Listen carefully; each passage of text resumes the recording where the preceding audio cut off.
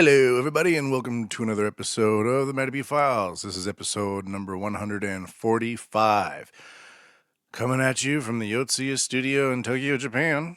This is the podcast that broadcasts Tokyo subculture. For now. For now, indeed. Today's guest on the podcast is a Japanese musician who goes by the title for his band called the Shamisenist. You might know of the shamisen, or you might not know. It's a three-stringed traditional Japanese instrument, typically associated with tradition and dancing, as well as a whole, litany of other use cases. It kind of has like a twangy. A lot of people compare it to the banjo, but the actual sound of a shamisen and like the musical approach of a shamisen and a banjo are totally different. Although if you wanted to import one into the other, it would definitely have certain applications. Let's see if I can bring some up here. And it's like that typical... Here we go. Except that sucks. You get the idea.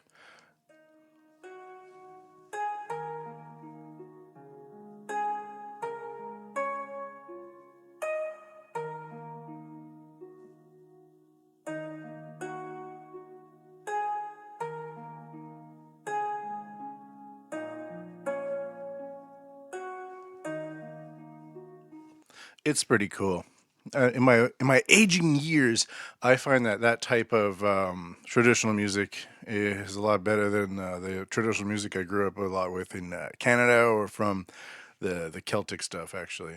Oh, I wonder what this one is. Join me, people, as I go through a series of YouTube recommendations. This one is called Samurai, Japanese Lo-Fi Hip-Hop Mix. And I'll just go to the 30% mark.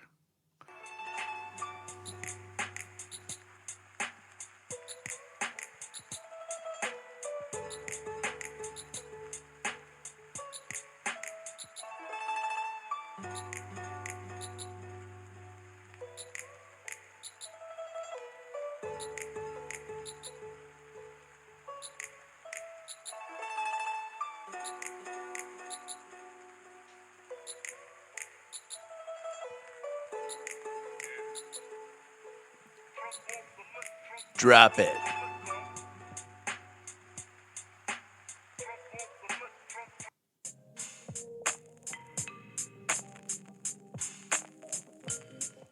Anyways, you get the idea. That's basically what a shamisen is and isn't, depending on your interpretation of what a shamisen should or should not be doing. So the Shamisenist joins us on the podcast today, alongside with, making his return, Justin Sachs of More Than Music.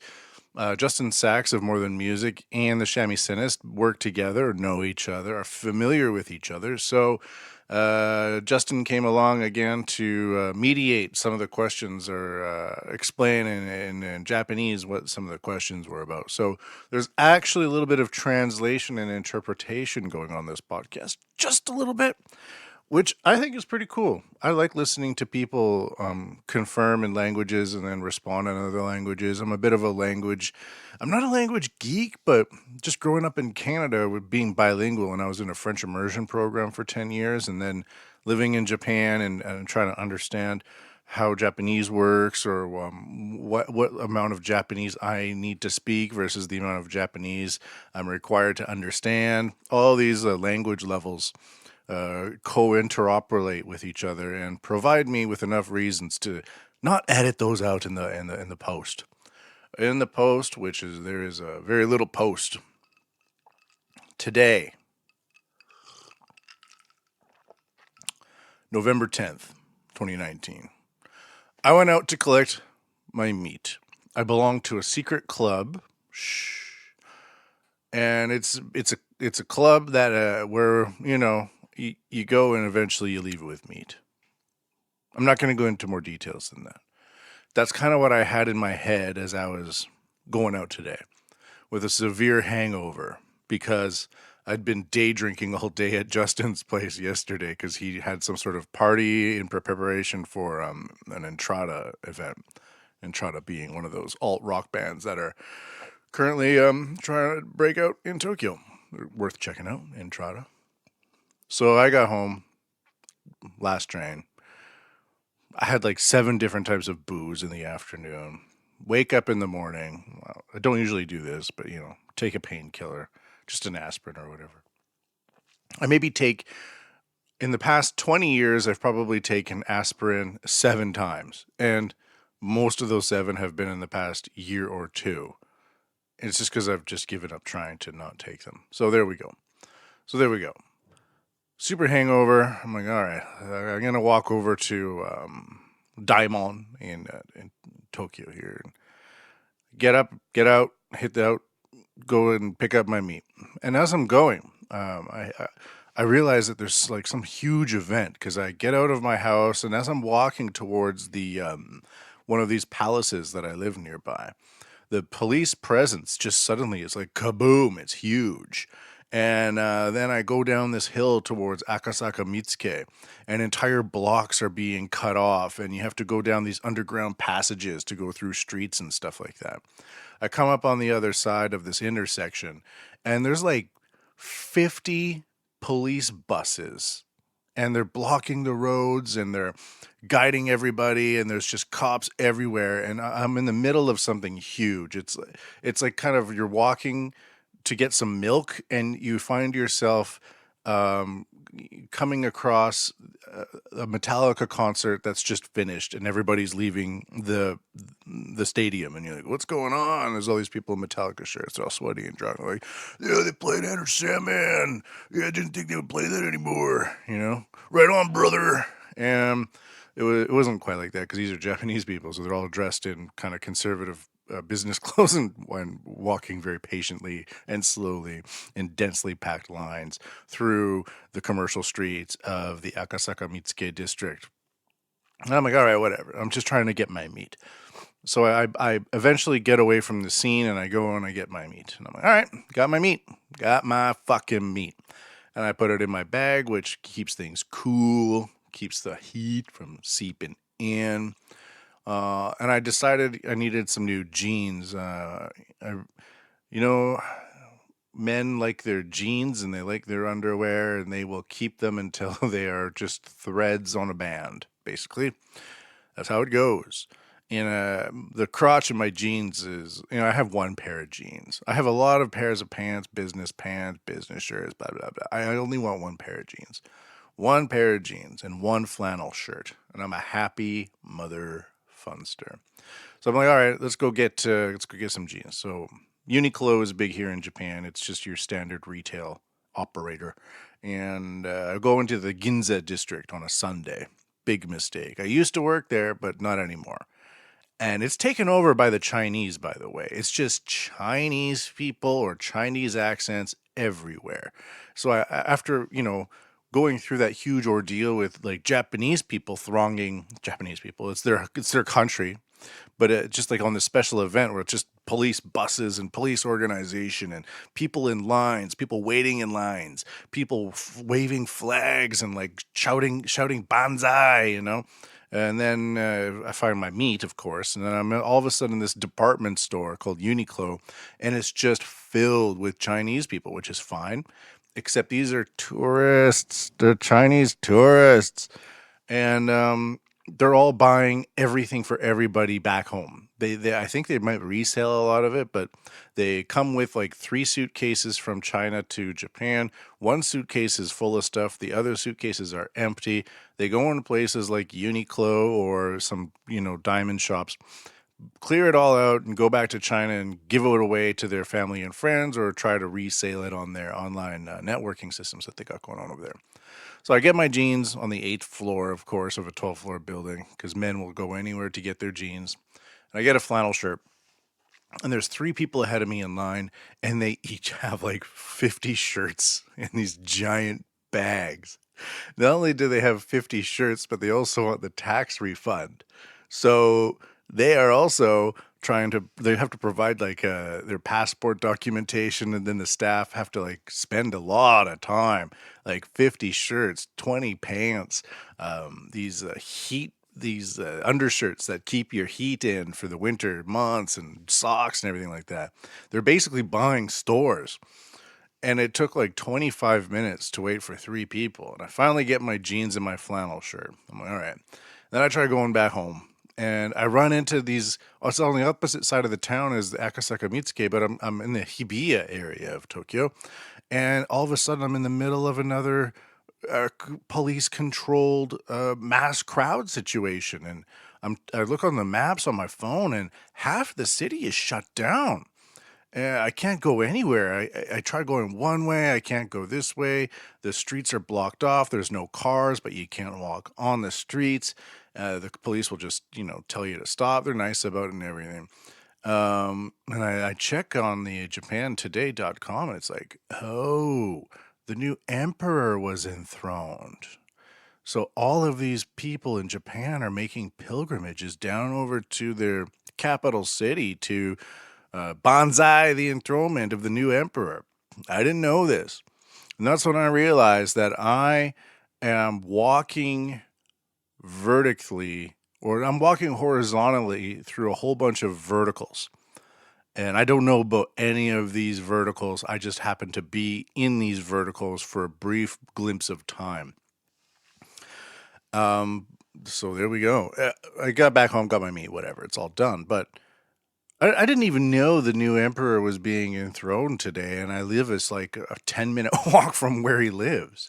I'm so out of the fucking loop. All I was thinking about was getting meat and getting a pair of jeans. Meanwhile, I was totally thrusted into enthrallment of a new emperor, a new era in Japan, and also thrust in the middle of Chinese mass tourism, economic scalping of goods from probably made in China. It's bizarre. Well, anyways, let's get on with it. Let's get into the podcast. This podcast is brought to you by nobody. It's brought to you by the fine folks that make it. The interviewer, the Shamisen, the Shamisenist, Justin Sachs, More Than Music, and myself, Matt Bigelow. If you're interested in what you hear today, make sure to check out the Shamisenist at Twitter or Facebook or any of those places. He spells his shamisen kind of a more traditional way. It's instead of SHA, the Shamisenist spells Shamisenist SYAMISENIST. That's SYAMISENIST, and it's at the Shamisenist on Twitter. Similar things can be found on Facebook. Or if you want to go right to the website, just go shamisenist.net. And shamisenist.net is the more modern way of spelling it. SHAMISENIST.net. That's SHAMISENIST.net. And also make sure to check out More Than Music on Facebook as well, or wherever you get your More Than Facebook needs. We had a great time talking about it. We talk a lot about the aspect of learning a traditional instrument and trying to apply it into more modern contexts, and do those modern contexts hold weight over time, or do we, as players of traditional instruments, myself included, revert back to tradition, or do we try to forge ahead with what we are doing in a more modern context? It's this balance that never resolves itself, but everybody needs to find a way through it. Kind of like hitting the swallows on a black diamond course. Are you prepared? Are you not prepared? Do you find a new way, or do you go the traditional routes? Thank you for listening. This is, oh, by the way, I think most people are walking horizontally through a whole bunch of verticals. It's like my wife, Japanese, didn't know about this thing today. Most of the people I meet and talk to, they don't think about Chinese tourists in Ginza. It's just this mass conglomeration or conflagration of people of a certain feather that flock together and the rest of us kind of just hop, skip, and a jump through them in our daily lives as we're just trying to buy meat and get jeans, or even listen to fucking podcasts. So thank you very much for listening to the introduction to Matty B Files, episode number 145. Thank you for joining us. Let's get into the Shamisenist, recorded in the previous headquarters of a Komeda coffee house in Kabukicho, Tokyo, Japan. Are you ready? 3, 2, 1 again. Oh, wait. The music that we're about to listen to is by the Shamisenist, called Spectre. And if you like it, check them out, give them a like, see them on Facebook, Twitter, all of that, and do it, because they need it. They need the love.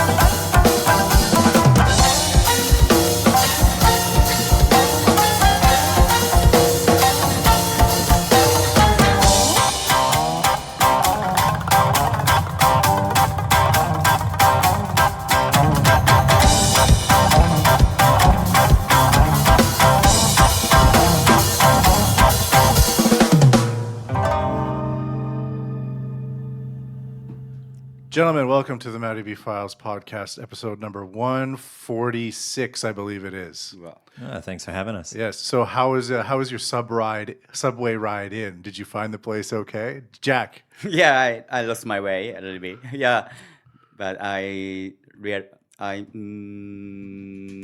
was a surprise. Shinjuku there is such a great place like here. Yeah, thank you for inviting us. Yeah. What line did you come in on? Sorry? Did you come in JR, Subway? Yeah, which line? Oh, yeah, JL, Chuo line. Chuo line. Yeah, it's convenience, so thank you, because it's direct to, I could get here directly I from got my super station. lost. I took the wrong subway platform. I ended up on a different subway platform, and I came out on the opposite side of the station. But weird, but isn't you were right on time. Oh yeah, I was Yeah. early, in fact. Cool. Because I live 2 stations away. Oh, How about you, Justin? I guess we're 3 for 3 for getting lost here. Yeah. Get lost. Where did you come from? I just came from Toranomon. Like I finished up work and then I hit the subway. I work in that area. Oh, really? Yeah.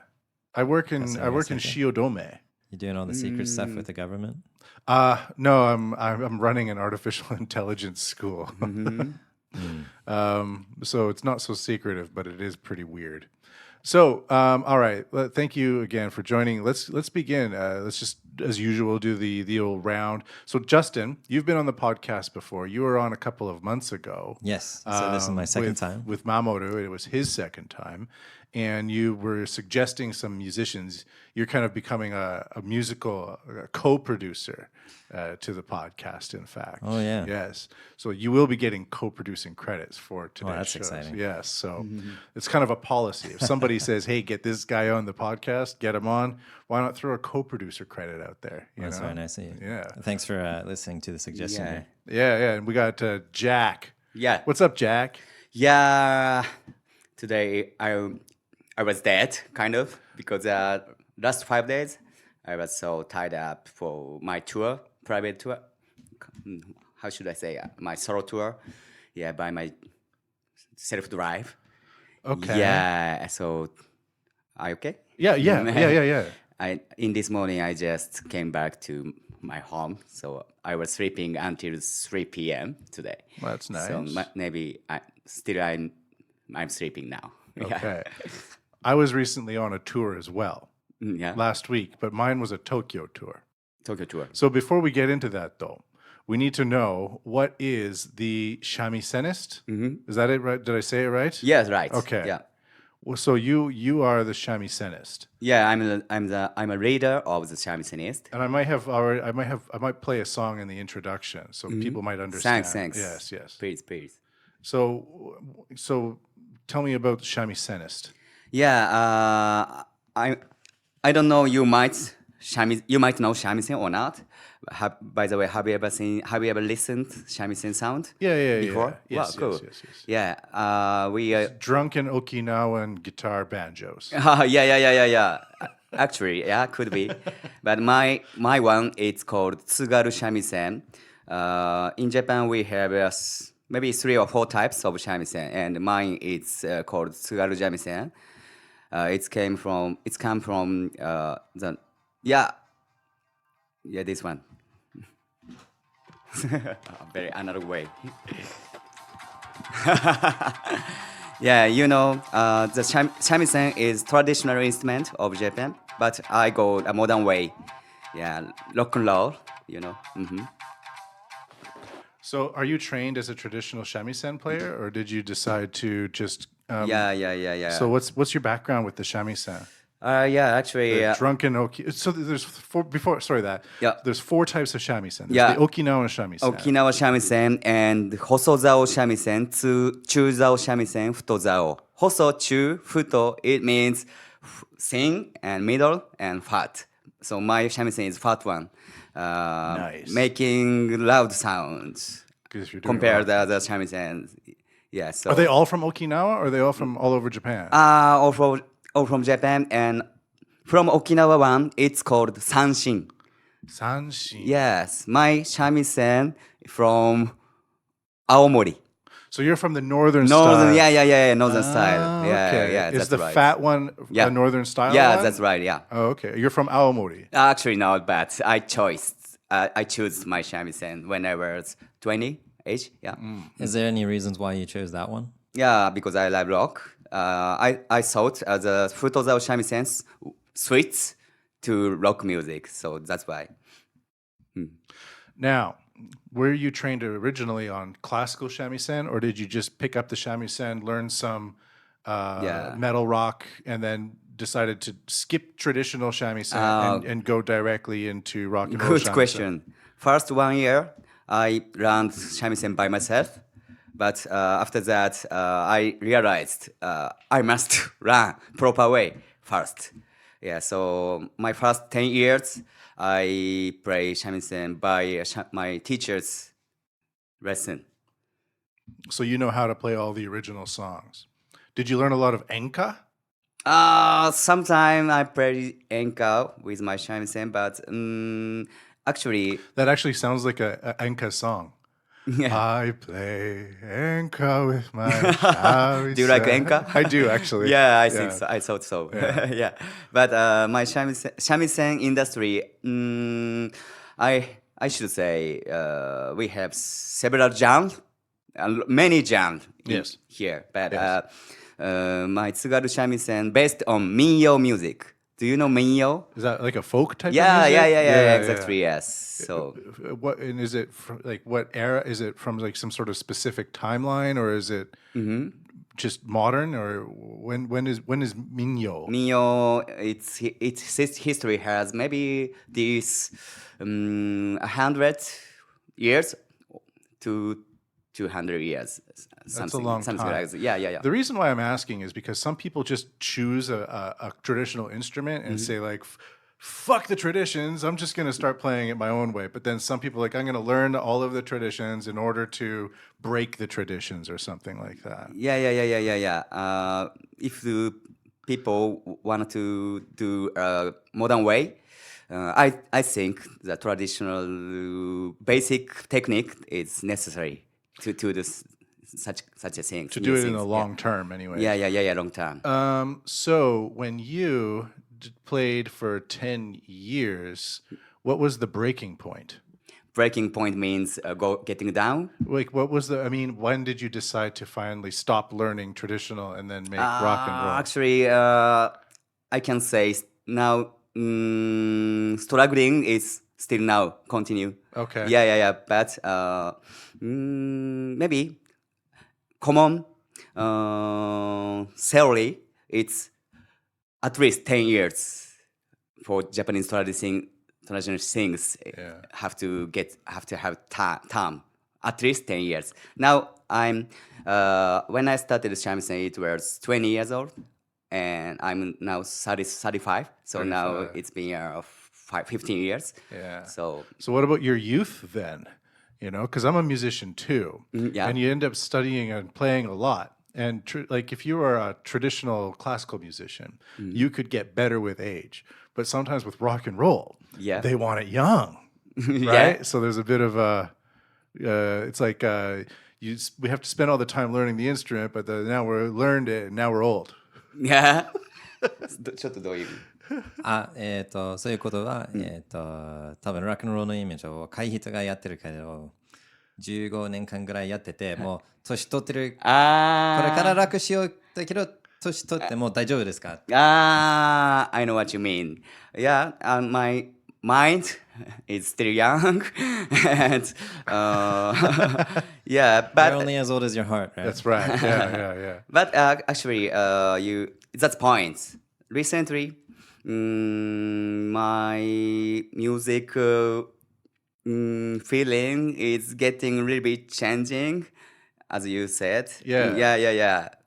Rock and roll. I mean, rock and roll.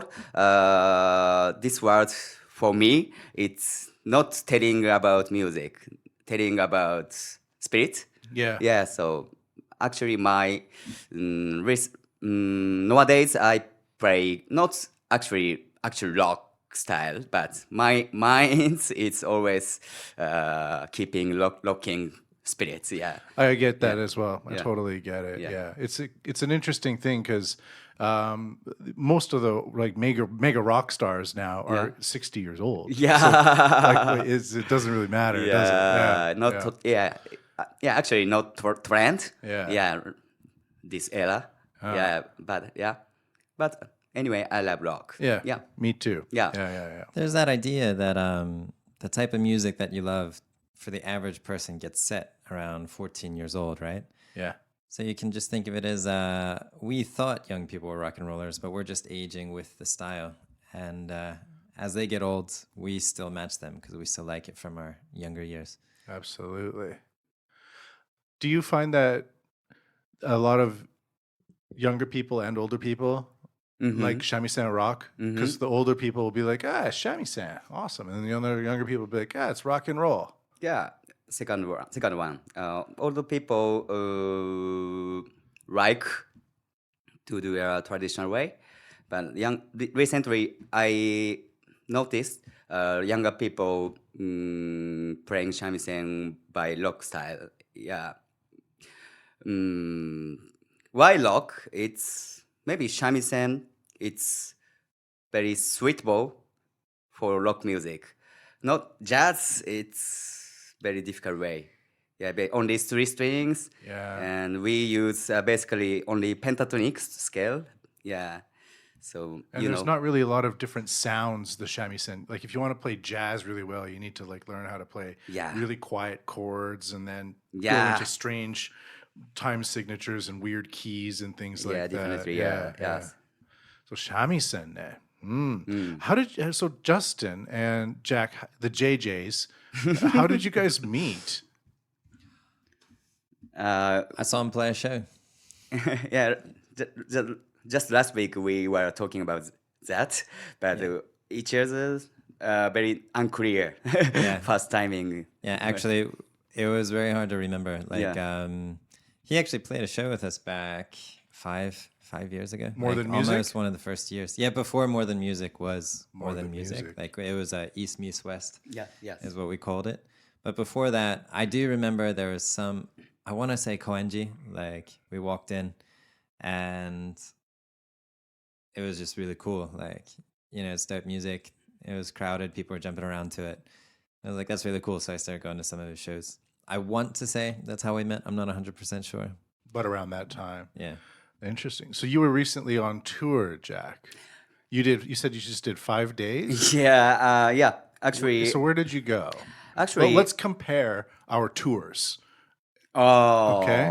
So I recently did a tour. You recently did a tour. Yours is maybe more in different cities. Mine is strictly in Tokyo. So maybe it could be. Yeah. Actually. My guess. Yeah.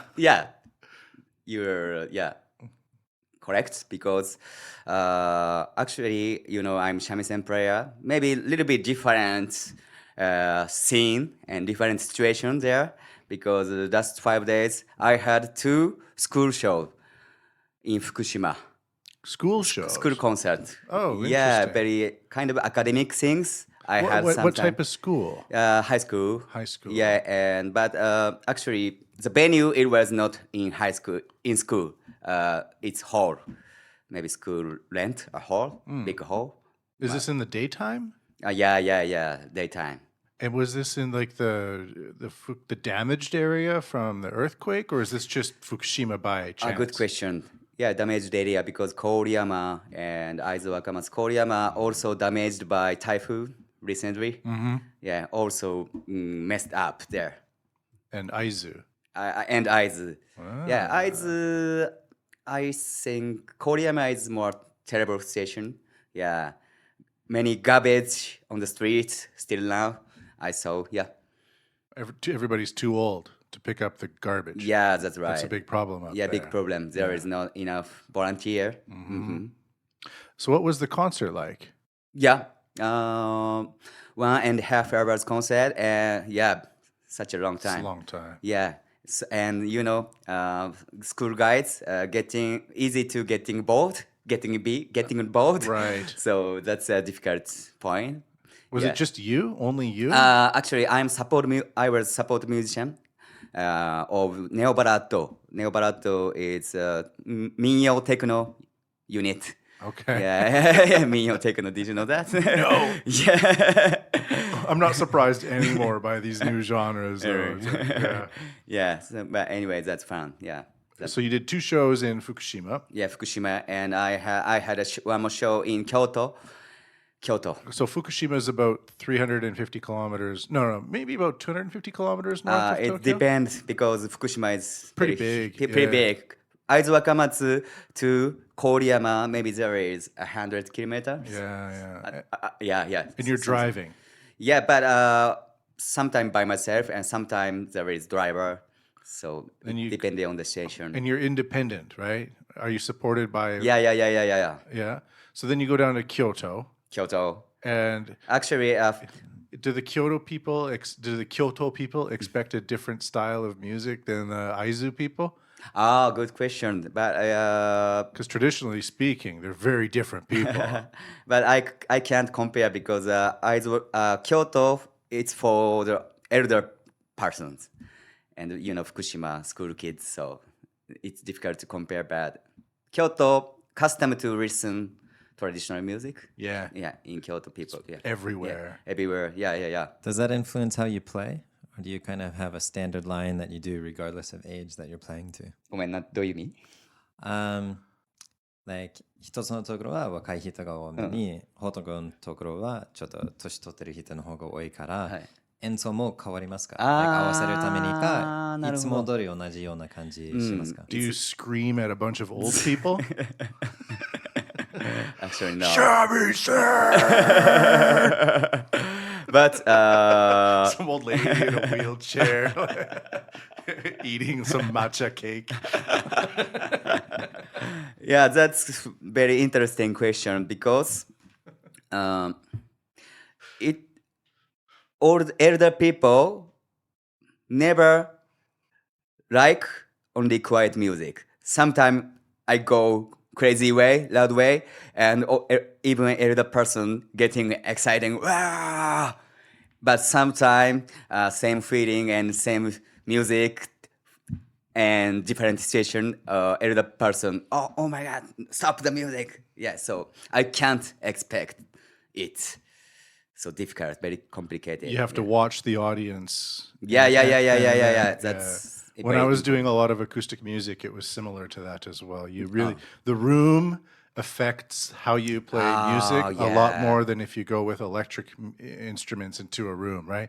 Electric instruments kind of take over. But the acoustic instruments add flavor, right? And so depending on the room you're playing, the way your instrument even bounces off the wall, comes back to you is very different. So sometimes I judge it just 5 minutes ago of the performance.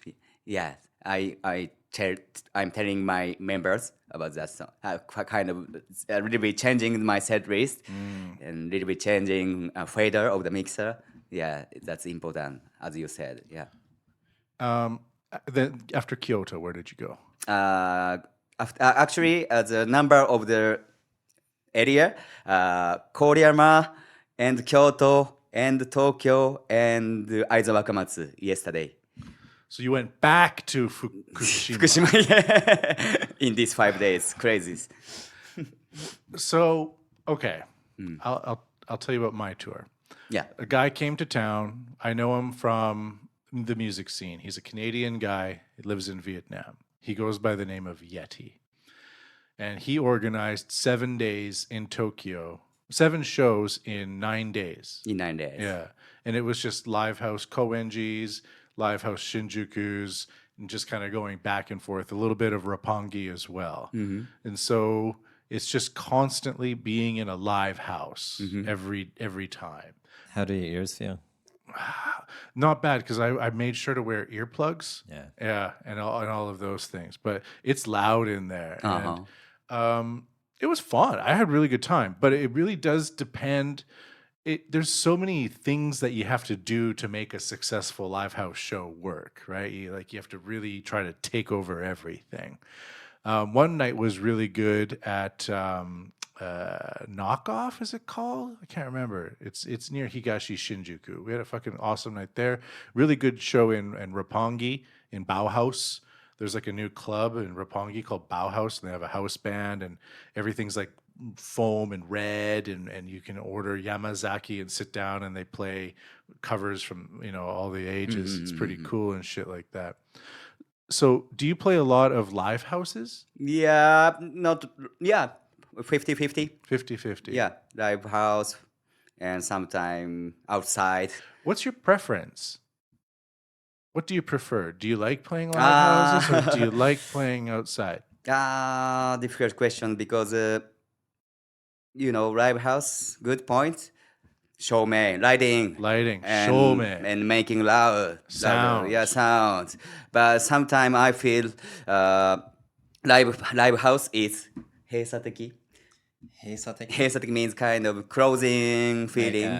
Enclosed and stuck. Yeah. And you're in the basement in this strange like area of town. Yeah. So I don't like it. You cannot go and come back. There's too many rules. Yes. There's too many rules. Yeah. Right? Actually, yes. So, where do you play if you're? So I assume that when you're playing in the old folks' home, in the elderly care, I don't know, the old people in Kyoto and the young people in Aizu, that in the Tokyo area, maybe that's not your usual.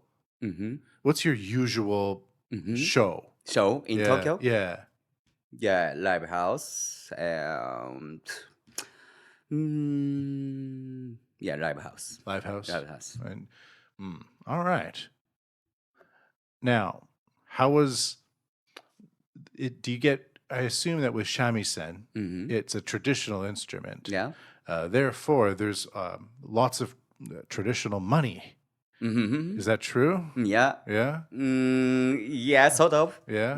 Because there's always a need for a shamisen player. Yeah. Right. It's really different than a rock band, right? Yeah. There's never a need for a rock band.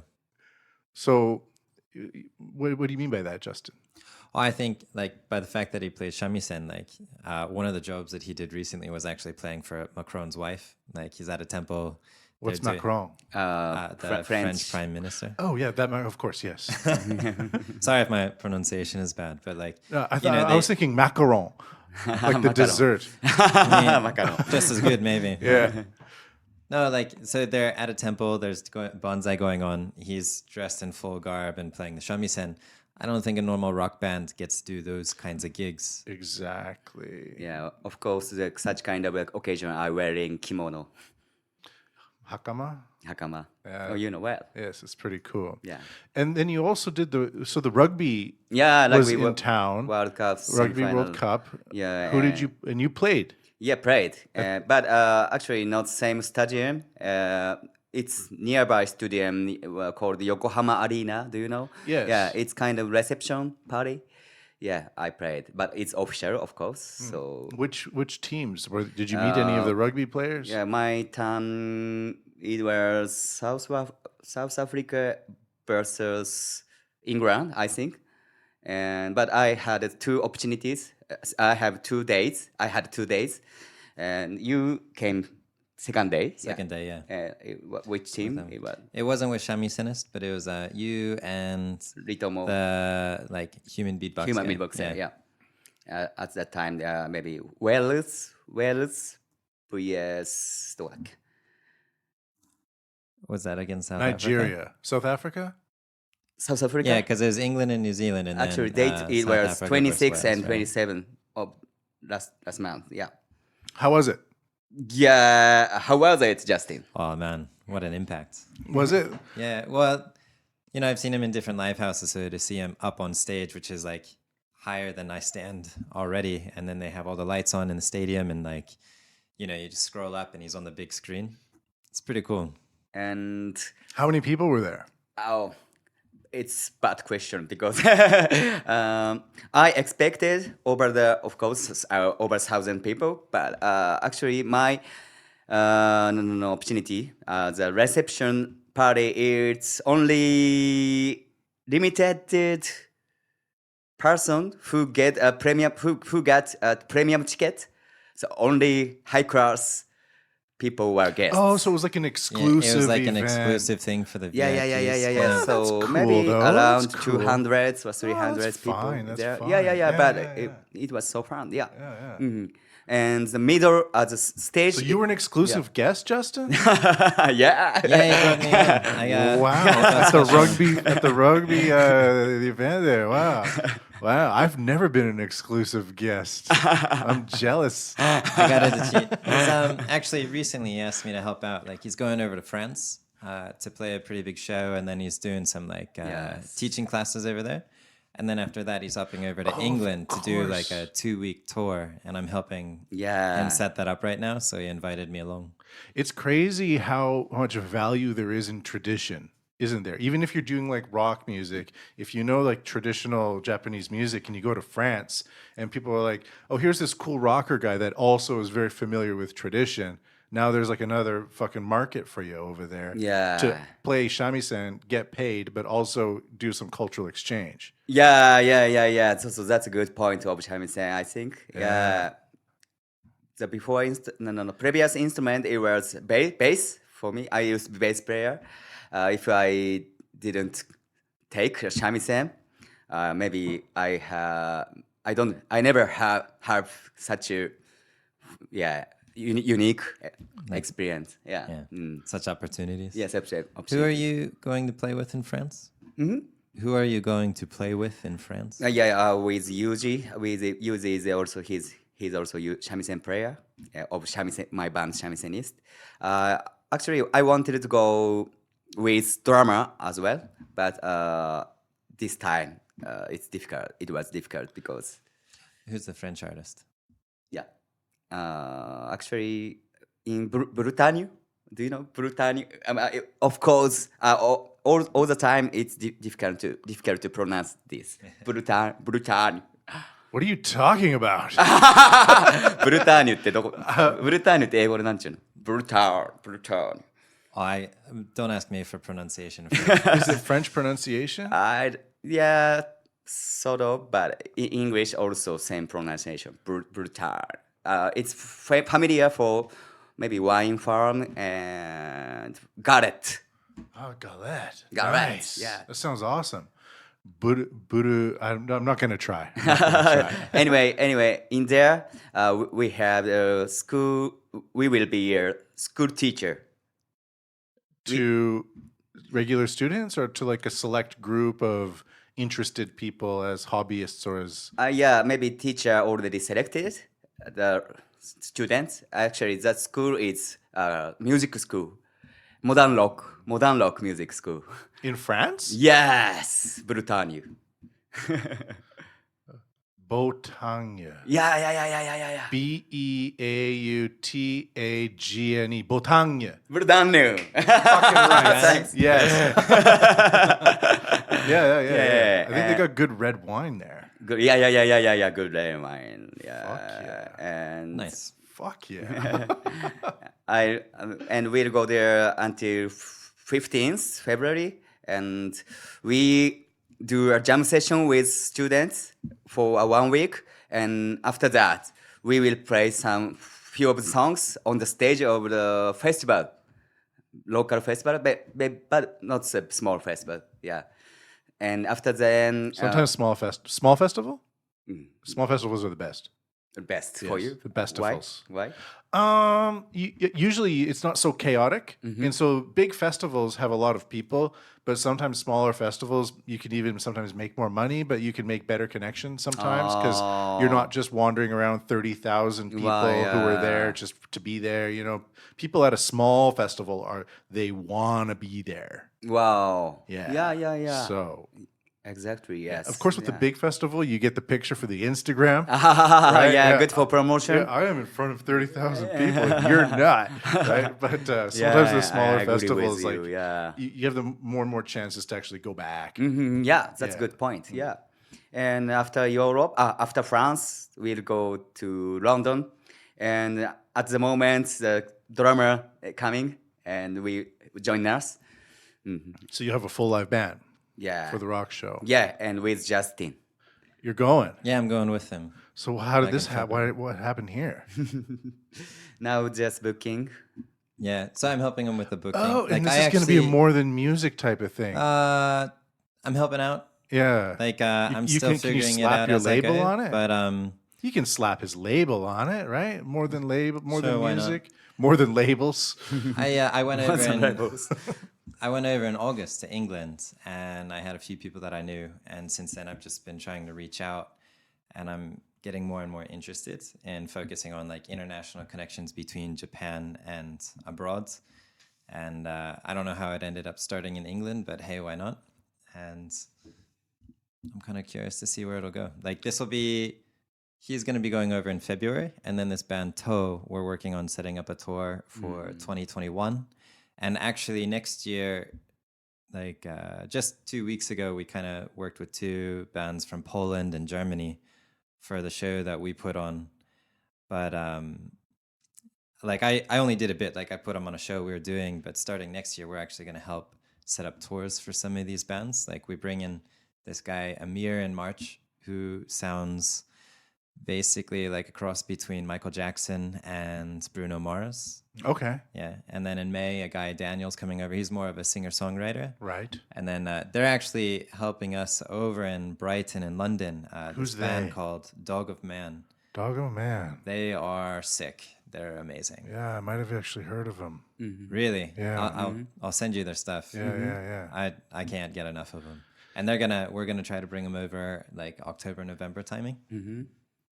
So this is really interesting as a business model because Yeti, who I was playing with on tour here, heavy rocker, he does most of his live shows in Singapore, Thailand, and Vietnam, and he is also seeing an increase of international bands or bands that want to go to Southeast Asia and play music. And now he's organizing tours for them too, where they go on tour together in Vietnam, Thailand, and Singapore, back to Thailand, and then into Vietnam, and then back to wherever they're going to. So it almost seems like an emerging business model. Yeah. The idea of independent bands gathering together for indie tours or something like that. Well, I think if you work together collectively, you can make a lot of things happen. And one thing I noticed with a guy from Poland, Matt or Dominic, like if you're willing to like uproot your life and go abroad somewhere, come out to Japan or Malaysia or something like that, like you're definitely very intense on what you're doing. So I think you have the right attitude to get shit done. That's So true. like those types of people working together, like even though I think it's much harder in some ways because it's so far, it's like the people are willing to dedicate themselves to that are probably going to put a lot much more into it to make it happen. It's a good point. Yeah, and there's the language barrier is dissolved, and you have clear contact information, and with things like even like Google Maps, it just makes touring so much easier. Yeah. It's crazy, isn't it? Yeah. Easy. So we're going to finish with this idea of the changing of the music business, and I had a graphic prepared here, as I like to do. And this graph here, I know it's an audio podcast, but this represents revenue in music industry by media. And so here you can see this is this purple one is cassette. This kind of blue one is vinyl. This dark blue one, I don't know, I'm kind of colorblind, but is CD, and then downloads kind of come in and go above it, but everything trails off. Oh. But up until the year 2016, streaming was going down, and so was this term called other. But now, after 2016, we can see music from revenue from streaming coming up in value. However, the amount of actual, so we should actually, I'll say this. So we can say that in the peak of the music industry was the year 2000 at about $20 billion per year, $25 billion. And then now the peak is about $10 billion, which is half of that. But back in the year 2000, the amount of music being actually released was a lot less because so many fewer people had access to recording equipment and record labels and things like that. So even though now we see an increase in revenue, the amount of music being made is like 4 or 10x on top of that. So back in 2000, there's a lot of money being made, but it's being distributed amongst fewer people. And now the money is coming back a little bit, but it's being distributed amongst a wider variety of people. But at the same time, it costs a lot less to do it all. So this is kind of what I'm thinking about. And so Jack, you're not probably thinking about record labels and CDs and things like that, correct? Do you think about I want to release more CDs? Because where's the CD players in this room? There's no CD players in this room. Yeah, actually, for me, I didn't get CD maybe these 5 years, 6 years. Yeah. I released a CD in 2015. Wow. And immediately I enjoyed the process. I recorded it with like studio musicians. It was really good. It was super fun. 3 languages, French, English, and Japanese. But then I got all these CDs and I was just looking everywhere going, nobody has anything to put this in really anymore. So what are you thinking about? Do you have any ideas in terms of generating revenue? What do you think about the profit side or money side? Money side. Yeah. It's a dirty question. Oh, it's okay. 日本語で整理すると、どういうふうに音楽でお金を生み出せると思いますかって感じ Something like that, as well as like more along the lines of business side. Business side. Yeah. Yeah. Actually, my small world feeling, I have another band. It's called Transistor. Last Good name. Thanks. just last month, we put it out as a new CD. We pressed 1,000 CDs. Reason why even this era, streaming era, putting out CD because after the live show, the CD especially in Japan, the music fans still now they have a mind to buy CD. Okay. In the live venue. In a live venue. Yeah, they never go to CD shop. Okay. Yeah, but in live venue they buy. I think. I see. That's a good point because often sometimes I go past Tower Records and I don't really see any CDs. I just see like a live performance with lots of schoolgirls type of environment. But I see your point. If you have a good show at a live house, people buy the CDs. Yeah. How about I don't know about abroad? What do you think? Abroad, I don't think people will probably buy drinks for the band. Oh, because like my understanding is in Japan you want to show appreciation, but just giving people money is not so nice. So you want to have like an exchange, and then the people take that home as kind of a memory, as something like that. But I think these days most gaijins would probably just buy drinks. Yeah, because here's some beers, guys. Maybe something like that. Well, Justin, what do you think about this?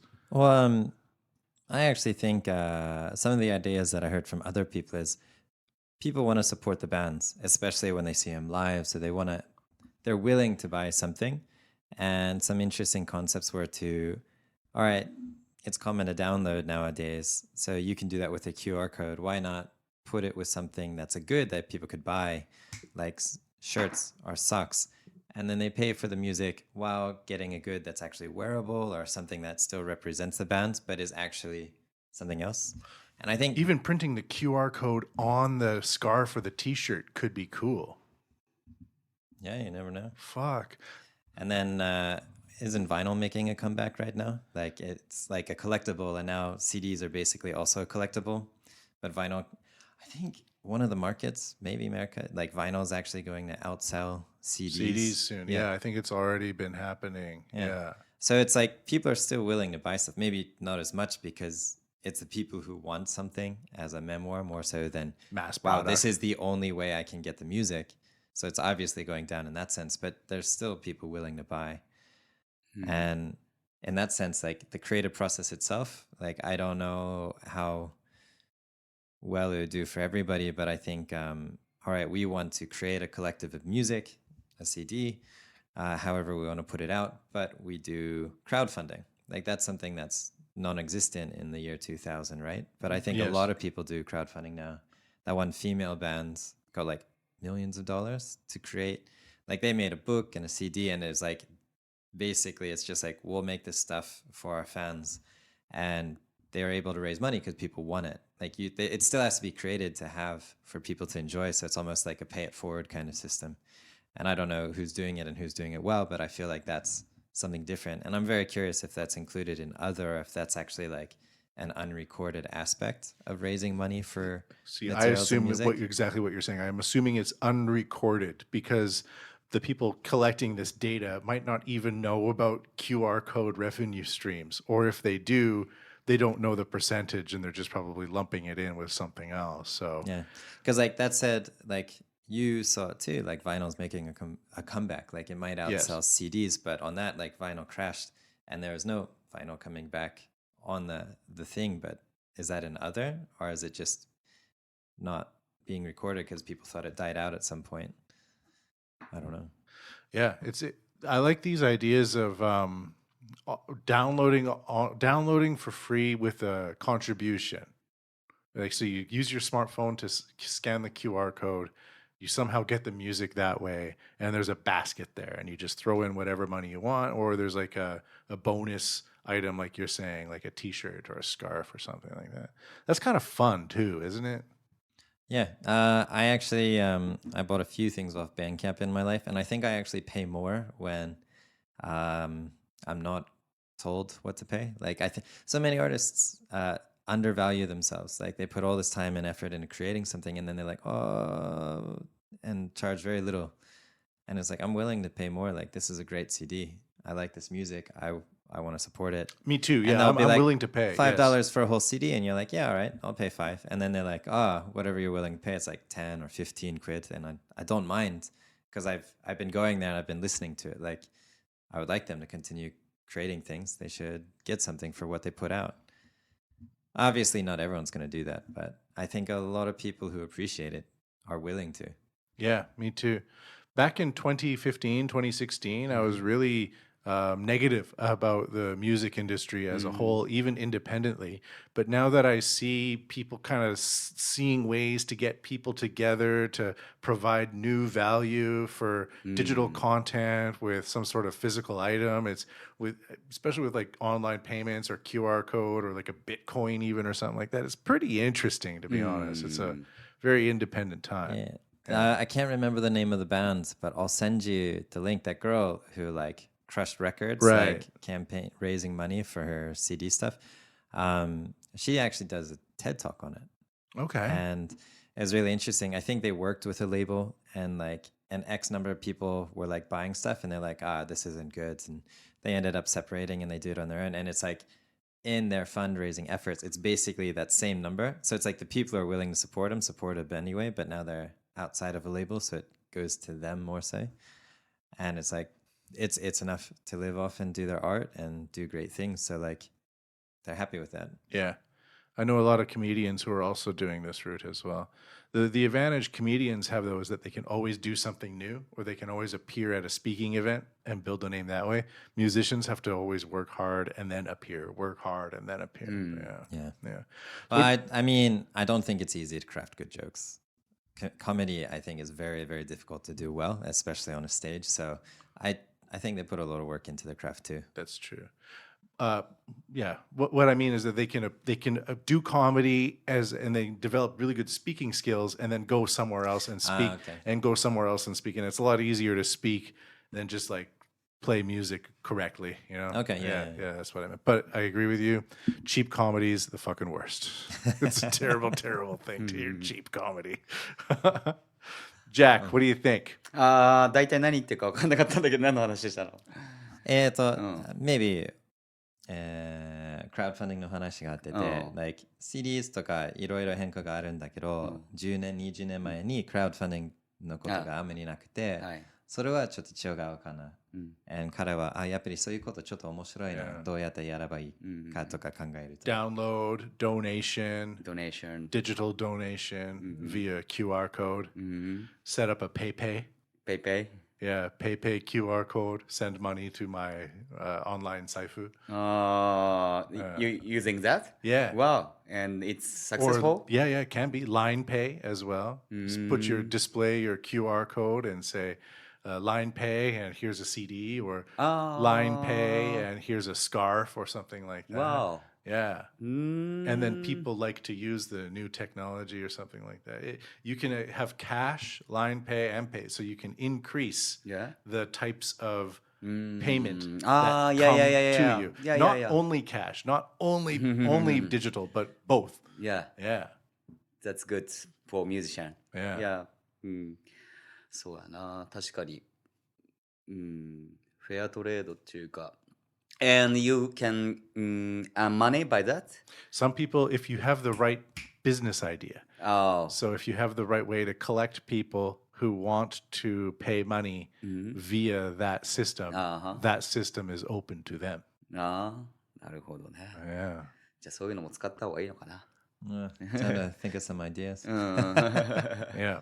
Exactly. Because it's open now. It's available. Yeah. The technology is in our phones now. Yeah. It's available for payment processing for independent artists to accept advanced technologies into your pocket.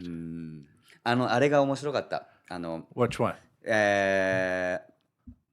My first 10 years, I did a busking performance, street performance. For example, in front of the Koenji station and Shibuya station somewhere. But at the moment, it was chipping system, of course, chipping. Yeah. But now, right now, pay system, front of the musician, busking musician, and 投げ銭をピッてやる時代が今来てるのが面白いなと思った。You just like tap it? Yeah, And not you get coin. paid? Not coin, but your transportation card Yeah. or Yeah. スイカとかでピッて。 digital payment system. Yeah. Homeless people in China do that, by the way. Have you seen that? I don't know. What were you saying, Justin? I was when I was over in England, everything's cashless now. Like you just walk up and touch your card wherever. And now Japan's, after being such a cash-based society, is starting to push it. I wonder how that'll change things in the next 10 years for Japan. Okay. I've typed up Beijing homeless QR code, and you can see that there's this guy here who has no arms. I have no legs.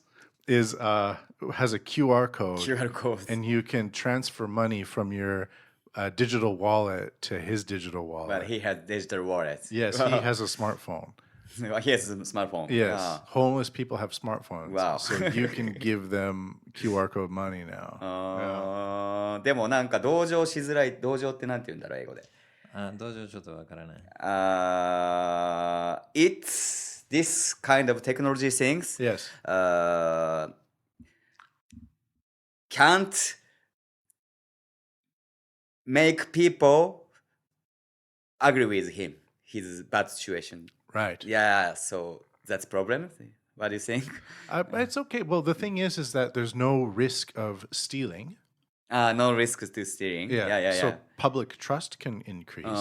And if you have these systems and you need komakai or otsuri or change, you don't have to deal with dirty money. Yes.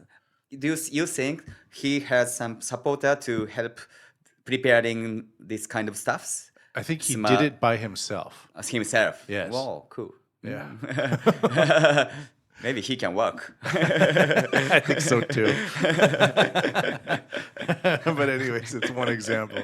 Maybe one day we'll go to Yoyogi Park and all the homeless people will have giant QR code flags waving them in the wind. Wow. All right. Jack, thank you guys for joining the podcast. Nice, thanks for having This us. is fun, right? Yeah. Where can people, how do we get in contact with Jack? Yeah, Facebook, Shamisenist Jack, and Twitter also same account I have, Shamisenist Jack, and please checking out. And hopefully you please come on my live show. Yes. Yeah, you have a big one coming up, right? Like the Jack's, Yeah, actually, Jack's event.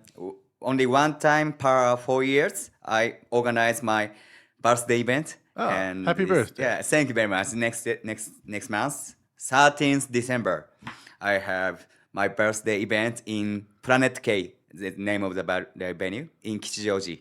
Please come. 今予約が5人ぐらいです。100人呼びたいけど。All right. Make that 6. All right, yes. I'll try to bring 94 other people. 頑張りましょう。 Yes, let's do our best. Yeah, I think you'll be all right. Thanks, Yeah, thanks. your details are in the show notes if people want to check them out there. Yeah, thanks. I went to the Jack event 4 years ago. Definitely worth it. You guys known each other that long then? Yeah, yeah, Yes. yeah. That's a long time. Yes. As someone who organized, like actually when I went to his first Jack show, it was like something like, oh, I'd like to aspire to put things together this well. Oh. Like, everything just flowed really well and everyone was highly talented. Like I was really impressed with what he did. Wow. Well, inspiration. You're an inspiration, Jack. Yeah. And more than music. So we have a show in 2 weeks. November 16th is going to be reggae, ska, and a little bit of punk rock to finish off the Wow. night. It's unexpected. Do you like reggae and ska? Actually, I quite like ska. Me I too. was really Oh, into it. yeah. Good ska is great. Yeah. Yeah, Ruby Sublime Room and- Orchestra Ruby Room Orchestra's good. Yeah. Is Takashi Umemiya and the Comrades? and the Comrades are playing. Yeah. Rob B Sound and then Punk Gas Summer. And we're actually teaming up. Takashi Umemiya and the Comrades is a fantastic reggae roots rock band, by the way. They're not stereotypical. They're fucking true to their fucking hearts, and they play the music really well. So shout out to Takashi Umemiya. Nice. I'm glad you know them. And then, Yeah. we're working with Mark Jackson. He's actually doing an after party afterwards. So it's going to be all night. Try to survive. Whoa. And then December 14th is Robert Tyler Wilson with his full band and the Horror Club. And it's kind of a special one. Like they're both announcing 2 big series and then the Horror Club's doing a CD release. And do you know the Horror Club? No. They are like 80s music done right for the modern age. Like Oh, a right. lot of That Cure sounds vibes fun. and things. Yes. It's addicting. I can't get enough of them. I'd love to check it out. Yeah. All right. I might be doing another tour with Yeti in February. In the meantime, I'm trying to put together a outlaw country group. If anyone listening in Tokyo wants to have an outlaw country group, Willie Nelson, Johnny Cash, Tom Waits, play acoustic music, drink beers, and laugh your balls off, get in contact with me because Sounds good. I want this music. And I If don't that's want the to. kind of music you're into, did you happen to see, Delaney Davidson when he was in town from New Zealand? No. Man, he does I forgot what he called it, but it's like haunted blues. I like that shit. It was really good. Yeah. I really want to get back. I used to do a lot of folk music, folk rock, and stuff like that. And I've been doing all this klezmer music and Jewish music for the past 5 or 6 years, which is fine. All of this sounds negative, but no, it was awesome. And I did this tour, heavy metal, heavy rock with Yeti, and I might be joining him again for his tour in February. He's a good dude, man. Maybe check him out. Yeah. No, I'll give it a good look. Yeah, give it a look because he's a good guy and he's a pro. He's a pro. He brings his shit and he's a pro. But yeah, if anyone wants to make a country band, I hope somebody who likes beer and likes Johnny Cash will give me a call. And I've had some interest, but I don't know. I'm playing the patient game. I'm not going to rush into this. All right. Thank you, gentlemen, for joining the podcast. Thanks, Jack. Thanks, Justin. Thanks, Matt. Thank Cheers, you. guys.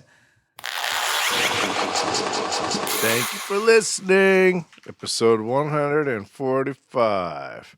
See you next time, and remember to check out the Shamisenist More.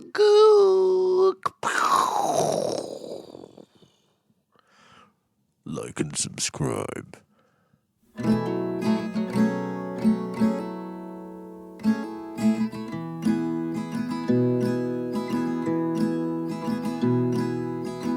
いつも違うところに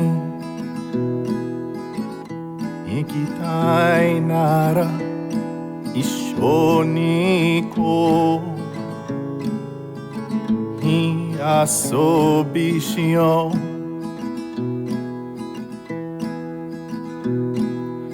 今日は思うまま亀の株で火遊びしよう火遊びしよう、だって僕はもう見つけたんだバルベリグローの道これは僕だけの道見つけた体は電車なんて誰も乗らないし国もそう言うけど僕は乗るよ10線毎日乗ってる高円寺から吉祥寺吉祥から高円寺だって僕はもう見つけたんだバルベリグローベの道これは僕だけの道見つけた、この道は皆には見えないし皆は知らないでも僕の道だから僕にはわかるんだバルベリグローブの道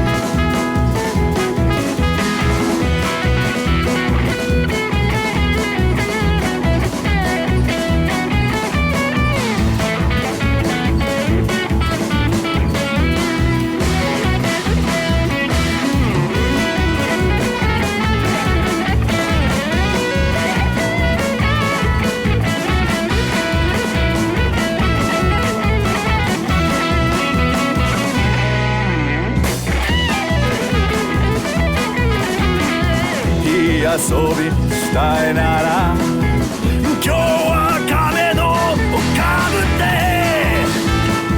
一緒に行こう高円寺から吉祥寺だって僕はもう見つけたんだバルベリグロー